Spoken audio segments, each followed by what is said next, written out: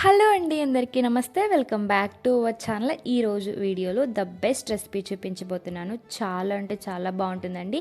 నోట్లో పెట్టుకోగానే కరిగిపోతుంది. ఈ రెసిపీలో ద బెస్ట్ పార్ట్ ఏంటి అంటే జస్ట్ 2 to 3 మినిట్స్లో రెసిపీ అయిపోతుంది. రెసిపీ సింపుల్గా ఉందని చెప్పి టేస్ట్ని అయితే తక్కువ అంచనా వేద్దండి, చాలా బాగుంటుంది. మరి ఇంకెందుకు ఆలస్యం, రెసిపీలకు వెళ్ళిపోదాం, వచ్చేయండి. ముందుగా 50 ml నెయ్యి వేసుకుని, నెయ్యి హీట్ అయ్యాక చిన్నగా కట్ చేసుకున్న జీడిపప్పులు వేసుకోవాలి. జీడిపప్పులు నెయ్యిలో బాగా ఫ్రై చేసుకున్న తర్వాత ఒక ప్లేట్లో మిల్క్ పౌడర్ 1 కప్ అండ్ పావు కన్నా తక్కువ షుగర్ పౌడర్ని వేసుకొని కలుపుకోవాలి.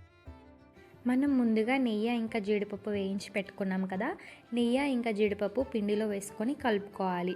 ఒకవేళ మీకు నెయ్యి సరిపోలేదు అంటే అందులోకి కాస్త నెయ్యి వేసుకొని, నెయ్యి కాచుకొని వేసుకోవాలండి. నెయ్యి కాచుకొని ముద్దలా వచ్చేటట్టు చూసుకోండి.